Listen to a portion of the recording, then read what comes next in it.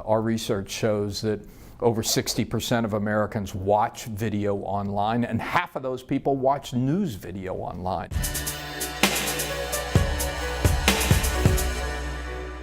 So we're here with two of the world's experts on how news is made and consumed. Don, you and I have been having a long conversation over a decade about how people consume news. Yeah, there has been this explosion of those opportunities.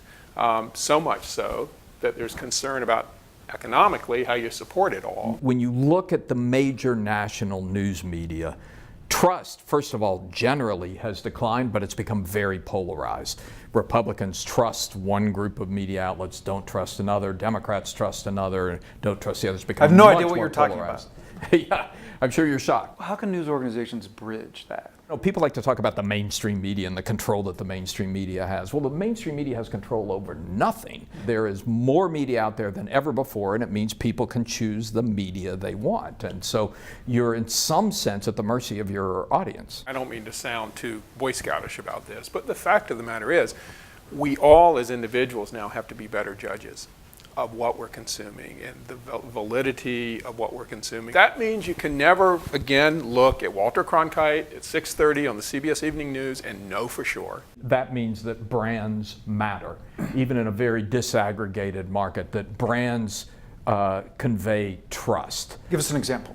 Surprisingly, the Wall Street Journal in our surveys have, over the last few years, has the highest level of trust on both sides of the aisle. They see the news pages and people on both sides feel like that's something I can trust. Here's the thing about brands and trust.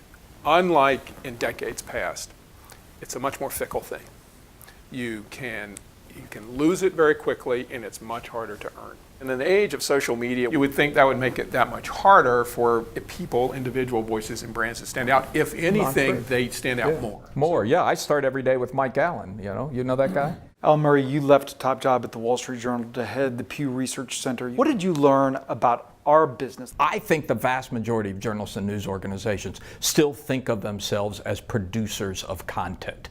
We create great content and then somebody out there will use it. I think you got to turn that upside down and say, what service am I providing you, the reader? It's a very different way to think about the business than journalists are accustomed to.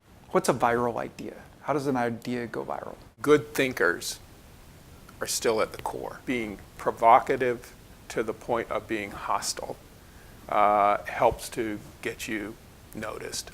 No one should be so naive as to think there aren't ways to basically manipulate and guide what is happening. And I mean, people in our business work on that. One of the things I find fascinating about the social media world is that data, facts, get shared. We're creatures of the written word. We love the written word. We think that's a great way to convey information. It is a great way to convey information.